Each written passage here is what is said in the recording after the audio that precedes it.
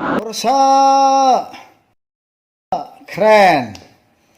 Jangan lupa like dan subscribe di channel YouTube Ridho Nur Abdi Rompal.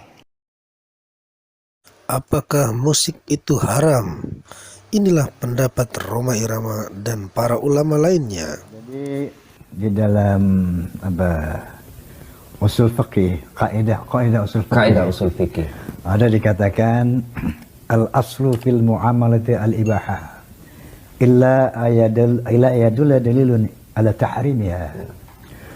Hukum asli dari muamalah adalah ibahah, boleh. Kecuali ada hal-hal yang mengarah kepada keharamannya. Apa itu muamalah? Tentunya di luar ibadah.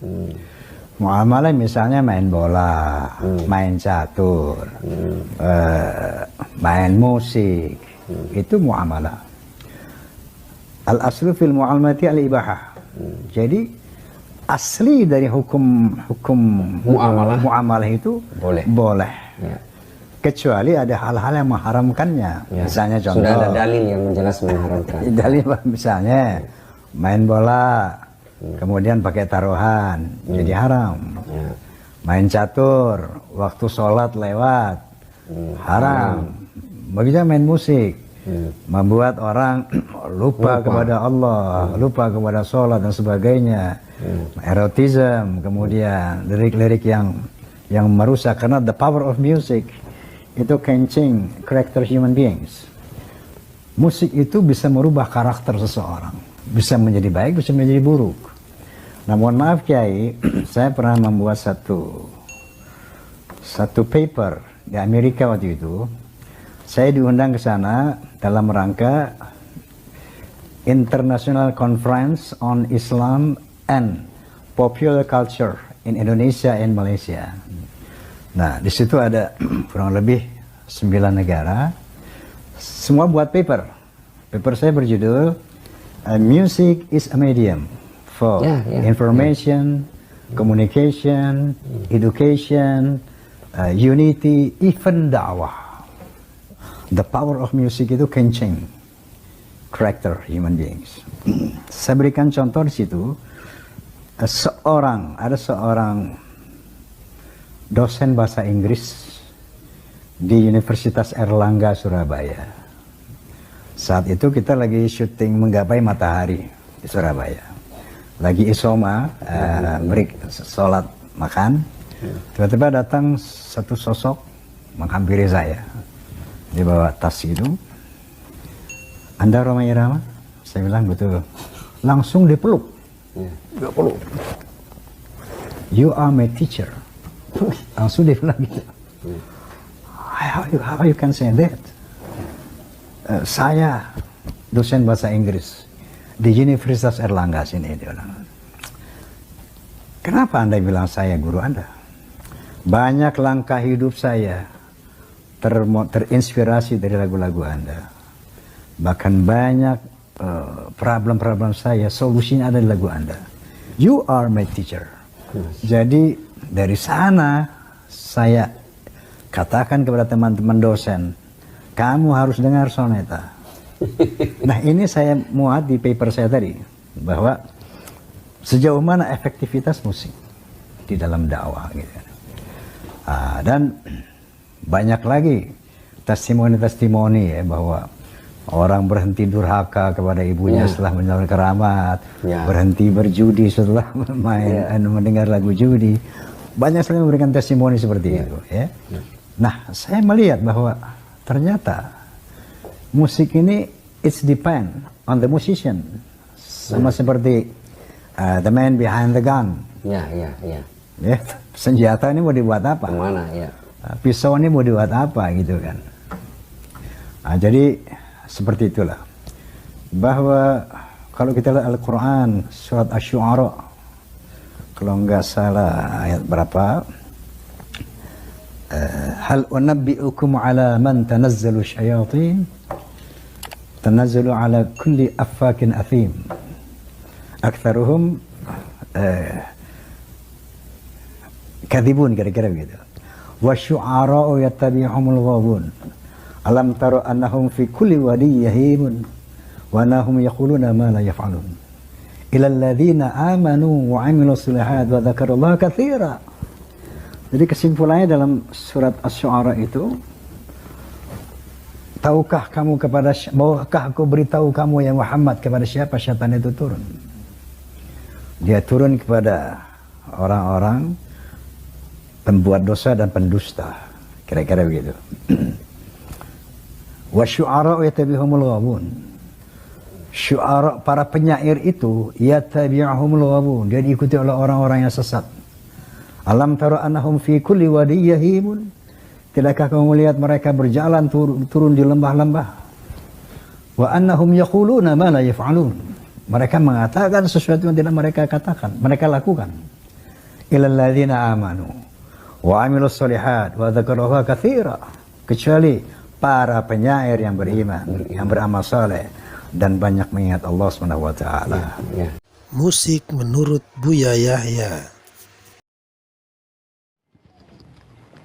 Urusan musik, saya beri penjelasan hukumnya dulu, lalu bagaimana Buya dengar atau tidak? Nanti boleh Anda bertanya. Sekarang masalah hukum dulu, begini. Masalah musik. Masalah musik itu apa sih? Musik adalah dari satu alat yang dikeluarkan bunyi sehingga membentuk satu irama yang saat ini Anda dengar.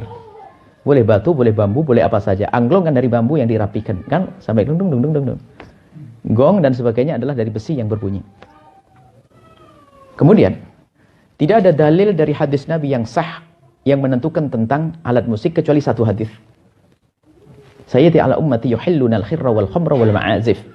Akan datang pada umatku, mereka itu menghalalkan al-hir, perzinaan, wal khamra, dan minuman keras, wal ma'azif, dan alat-alat yang melalaikan. Para ulama membaca hadis tidak membaca begitu saja, mikir. Coba. Kalau zina haram atau tidak? Jelas. Maka yang mengharamkan zina dosa besar. Keluar dari iman. Yang menghalalkan zina. Jelas. Jadi dalil pengharaman zina dari Al-Quran jelas. Wala taqrabu zina dan seterusnya.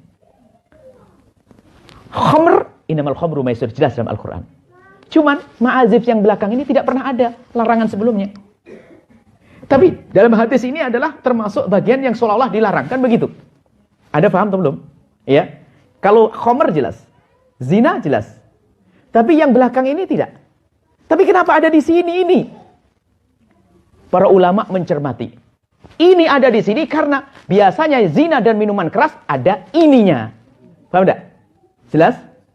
Ada apanya? Ada musik yang ini. Maka yang jelas diharamkan adalah musik yang menjadi ciri khas pezina dan pemabuk.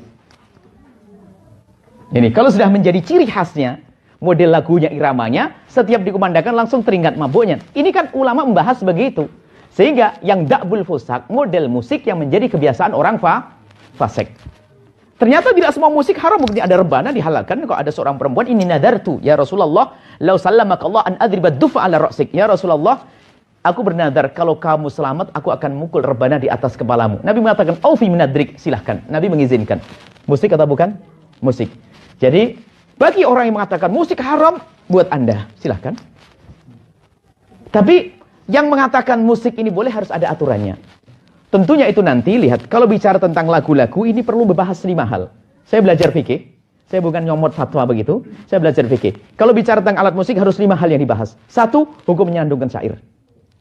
Syairnya harus benar. Yang kedua, siapa yang menyandungkan? Bukan perempuan lenggan-lenggot di depan pakai, ya, harus ada aturannya. Siapa yang menandungkan? Kan harus jelas. Terus, kapan waktunya? Orang lagi tidur nyanyi qasidah. Ganggu orang. Ya? Di mana tempatnya? Tempat minuman keras baca Allahumma shalli ala. Ini. Kemudian di saat dibarengi yang kelima dengan alat. Ini bagaimana? Jadi jangan halal haram, halal haram. Ini kerentetan hukum. Saya bukan ceramah aslinya. Saya ahli fikih, saya belajar fikih. Jadi saya jelentrehkan semacam itu. Baik. Jadi musik secara umum adalah asalnya adalah sesuatu yang diperkenankan. Mubah.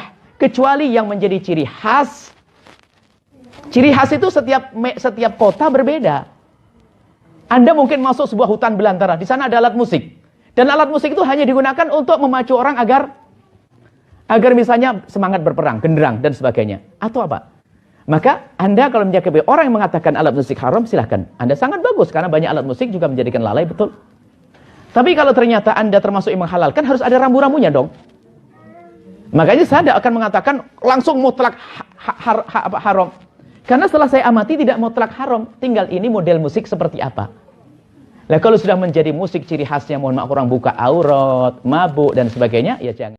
Musik menurut Ustadz Adi Hidayat. Baik, 4 mazhab mengharamkan musik. Mari kita lihat. Saya pernah keluarkan beberapa artikel teman-teman. Dan saya simpulkan semua artikel yang berbahasa Indonesia rata-rata mengambil referensi dari artikel Arab yang saya telah turunkan di sini printout-nya. Ada di sini semua. Dan dalilnya sama semua. Jadi ngambilnya dalilnya sama, Qurannya, hadisnya, macam-macam dari sini semuanya. Saya keluarkan, di antara yang dikutip adalah perkataan Imam Asy-Syafi'i. Disebut di situ di jilid yang keempat, halaman 92. Disebut kalimat Imam Asy-Syafi'i dan dengan kalimat qiyas yang luar biasa. Perhatikan baik-baik. Di situ disebutkan kalimat bahwa Imam Asy-Syafi'i tidak membenarkan wasiat dengan alat musik. Tidak membenarkan wasiat dengan alat musik. Bahkan kata beliau, kalau ada alat musik kemudian diwasiatkan, itu batal hukumnya. Ini menunjukkan kata beliau, Imam Asy-Syafi'i menghukumi haram bagi alat musik. Bahkan ada dari Imam Asy-Syafi'i keterangan, kalaulah kemudian, maaf, ada orang-orang yang mencuri alat musik, maka tidak dihukum qisas, nggak usah dipotong tangannya. Karena dia mencuri sesuatu yang diharamkan. Paham sampai sini? Pernah dengar kalimat itu? Nah, saya mencoba meneliti, sampai jam 2 saya cari, karena nggak disebutkan di bagian apa itu dimaksudkan. Dan itu yang menyalin juga beberapa kalangan, ada yang gelarnya cukup tinggi, ada yang sampai PhD dan sebagainya, ada yang sebagian pernah juga mentahdir saya dan seterusnya, nggak ada masalah. Terus kita kumpulkan, kemudian kita keluarkan, saya sampai bilang kepada staf kami, tolong berikan, cari buku Al-Um. Karena disebutkan Al-Um. 9 jilid kita buka, setiap jilidnya ditemukan jilid yang keempat. Kita cek dalam kitabnya, apa yang terjadi. Ternyata saya punya keyakinan kuat, yang bersangkutan belum tentu melihat isi kitabnya. Karena yang dimaksud di kitab itu bukan hal yang disampaikan oleh yang bersangkutan. Yang dimaksudkan pembahasan lain dalam konteks berbeda, tapi kalimatnya dipotong. Sehingga salahlah kesimpulan yang ada. Contoh, saya bukakan jilid yang keempat halaman 123. Mungkin beda cetakan. Di cetakan yang dimaksudkan dituliskan halaman 92. Saya cek halaman 92 ternyata tidak ada kalimatnya. Baik. Lihat baik-baik ya. Bab ma yajuzu minal wasiyah fi halin wa la yajuzu fi halin ukhra. Bab ma yajuzu minal wasiyah, ma yajuzu minal wasiyah fi halin wa la yajuzu fi ukhra. Bab tentang wasiat pada satu hal yang unik sifatnya. Keadaan tertentu boleh, keadaan tertentu tidak boleh. Jadi ada benda yang diwasiatkan untuk ahli waris, benda ini unik sifatnya. Dia saat yang bersamaan bisa diwariskan, bisa tidak diwariskan. Apa di antara pembahasan yang dibahas ini? Banyak. Ada wasiat tentang pemberian anjing. Ada. Anjing apa hukumnya? Dalam mazhab Syafi'i itu haram mutlak. Dalam mazhab Syafi'i haram mutlak. Ya, najis aini, najis aini. Jadi kalau disentuh pun Anda mesti cuci tangan. Ya, cuci tangannya 7 kali. Salah satunya menggunakan apa? Baik. Nah, yang paling menarik setelahnya pembahasan tentang warisan menggunakan alat-alat musik. Dicontohkan langsung di sini, misalnya yudrobu bihi, yang sering dipukul, misal seperti rebana. Dan kemudian alat-alat musik yang dipetik. Ya, kalau sekarang gitar dan semacamnya. Teman-teman, apa kalimat Al-Imam Asy-Syafi'inya? Dipotong kemudian jadi kalimat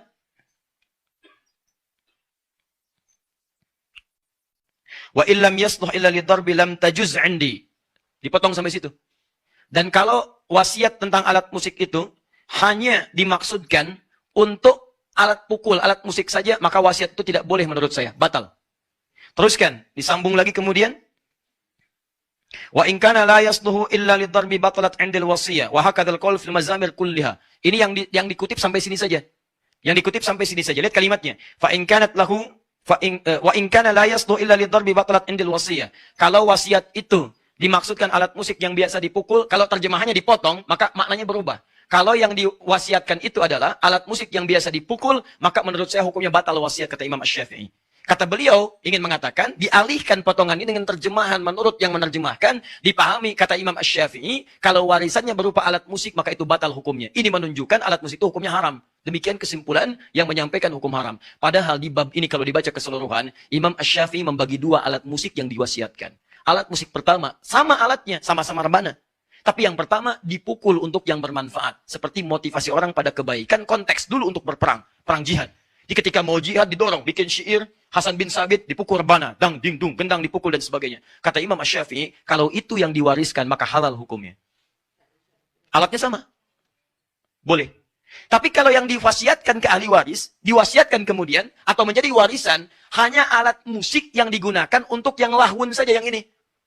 Untuk nyanyi-nyanyian yang tidak bermanfaat, untuk mabuk-mabukan, untuk diarahkan pada yang maksiat, itu yang dimaksudkan kata beliau, batalat indil wasiyah, batal wasiatnya. Di kalimat itu dari Imam Asy-Syafi'i bukan ingin menghukumi musik haram mutlak, bukan. Imam Asy-Syafi'i ingin mengatakan alat musik yang dimaksudkan jika dipakai untuk hal-hal kepentingan maksiat. Sedangkan yang tidak maksiat boleh dilakukan untuk persoalan ahli waris atau untuk wasiat diberikan pada generasi setelahnya. Jadi maksud saya, ada orang-orang yang mengutip pendapat para ulama tapi tidak merujuk kitabnya dalam bab apa itu disampaikan. Ternyata ketika para ulama, Imam Syafi'i itu tidak terlampau menyenangi musik, tapi yang paling hebat beliau itu ahli syair dan punya diwan, namanya Diwan Imam Asy-Syafi'i. Punya kumpulan-kumpulan syair. Tapi karena konsennya kepada fikih, konsen pada Al-Quran, terlampau banyak menjauhi yang seperti ini, tapi hukumnya ada. Di teman-teman, kalau Anda melihat para ulama mengatakan misalnya kalimat-kalimat, kami jauhi musik, kami tinggalkan musik, munculkan hadis-hadis yang tadi, pada umumnya walaupun mereka punya syair dan sebagainya, itu karena kebiasaan mereka dekat dengan Al-Quran dan dekat dengan hadis. Dan orang-orang ahli Quran tidak akan bertemu frekuensi Quran dengan frekuensi musik. Ya kalau saya pribadi, misalnya kalau Anda tanyakan, kalau saya pribadi, saya tidak terlampau menyukai musik. Karena ketika seorang dekat dengan musik, itu tidak akan sejalan dengan Qurannya. Walaupun musiknya ada maslahatnya. Makanya silahkan cek, Anda senang musik agak kesulitan menghafal Quran. Karena frekuensinya tidak sama di situ. Tapi bukan berarti menjadikan musik mutlak haram, bukan. Karena ada bagian-bagian tertentu yang dibenarkan oleh Al-Quran.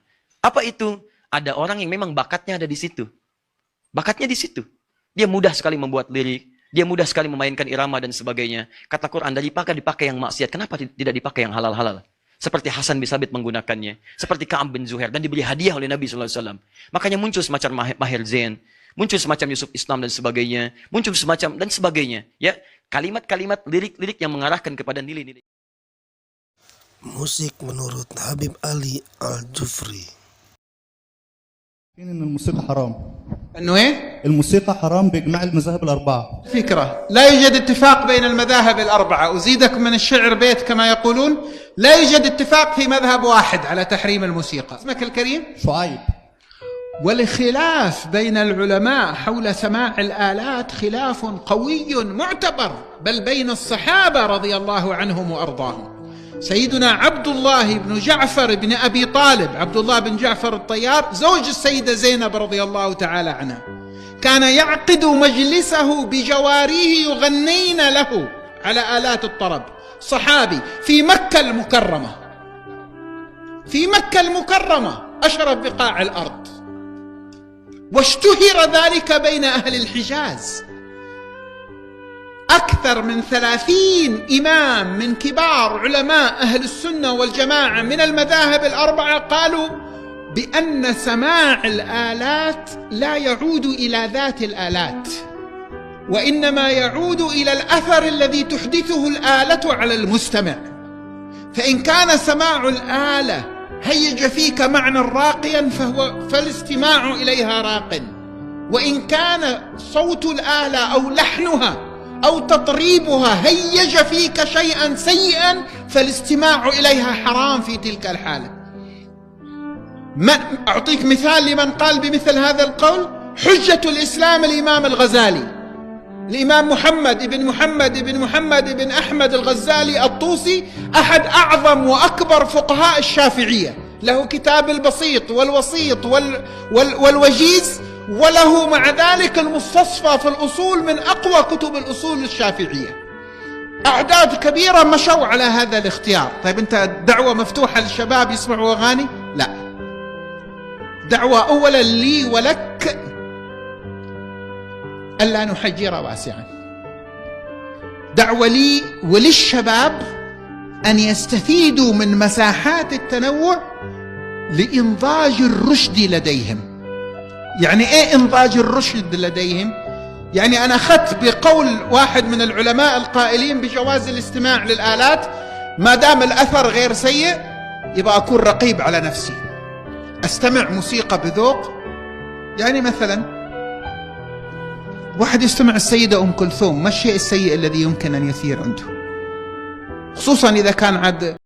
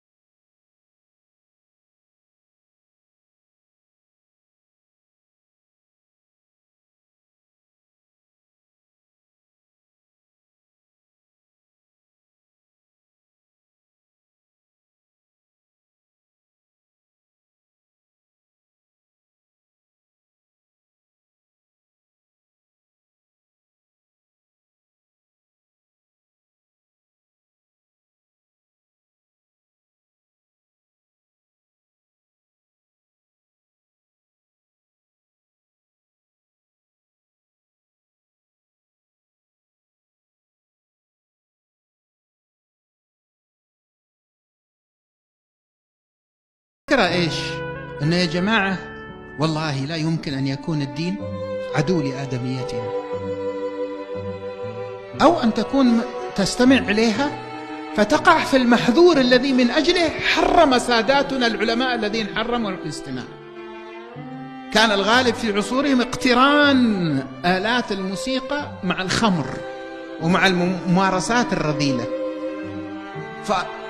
فأصبح الأمر على ذلك، على أنه لم يصح حديث كما ذكر ذلك الفقهاء في المذاهب الأربعة نفسهم اعترفوا أنه لم يصح لديهم حديث في تحريم الآلات الموسيقية، بل إنه صلى الله عليه وسلم سمع الدف. ولما أنكر سيدنا أبو بكر الصديق رضي الله تعالى عنه على الجواري يعني الفتيات كنا يغنين في بيت رسول الله عند السيدة عائشة يوم العيد، يغنين بالدفوف، فدخل سيدنا أبو بكر وقال أمزمار الشيطان في بيت رسول الله، أراد أن يزجرهن، وكان النبي مستلقي نائم، فرفع الغطاء عن رأسه وقال دعهن يا أبا بكر فإنه يوم عيد، يعني سيب الناس تفرح. سيدنا عمر بن الخطاب رضي الله تعالى عنه وأرضاه في يوم العيد رأى الأحباش يرقصون في مسجد رسول الله. تعرفون ناس من الحبشة، غلمان من الحبشة يرقصون، يزفنون، يلعبون بالحراب، في 3 روايات في البخاري موجود فيها يزفنون، قال وفي مسلم، والإمام النووي قال يزفنون أي يرقصون، يرقصوا زي الحجل كذا، رقصة الأحباش وهم يلعبوا بالرماح. فين؟ في المسجد. سيدنا النبي صلى الله عليه وسلم لما نظر إليهم وهم يغنون بمدح سيدنا النبي باللغة الحبشية، يقولون محمد رجل صالح. سيدنا عمر أخذ حصيات من المسجد، هذا في المسجد. سيدنا عمر عنده غيرة على وقار المسجد، بس الغيرة العمرية بحاجة إلى إيش؟ إلى السعة المحمدية. فسيدنا رسول الله قال له يا عمر إنه يوم عيد، يعني فرح. في رواية أخرى كمان قال له إيش؟ يا عمر إنهم بنو أنجشة. يعني إيش بنو أنجشة؟ يعني ثقافتهم. إحنا العرب في الجزيرة العربية أو في مكة مش من ثقافتنا أنه نرقص في مكان نحترمه مثلا، هم ثقافتهم يعبروا عن الاحترام بالرقص. في أفريقيا احترم ثقافة غيرك. الرسالة الثالثة قال له دعهم يا عمر حتى تعلم يهود أن في ديننا سعة. أكثر من هذا خذوا الرابعة. التفت لسيدتنا عائشة وهي في حجرتها قال يا عائشة أتحبين أن تنظري إلى لعبهم؟ تحب تشوفي الاستعراض اللي هم عاملينه؟ قالت سيدتنا عائشة رضي الله عنها وأرضاها نعم يا رسول الله أحب أن أنظر. فوقف على الباب ووقفت خلف رسول الله تنظر، ثم بعد قليل التفت إليها النبي وقال اكتفيتي؟ قالت فقلت لا لسه عاوز أشوف. قالت حتى مللت ورسول الله واقف، فوضعت خدي على كتف رسول الله فدخل بي إلى الحجر. مللت ذي كم المدة كمان، خلوا بالكم. فالشاهد يا شعيب المسألة فيها سعة، فلا نحجر واسعا في مثل هذا.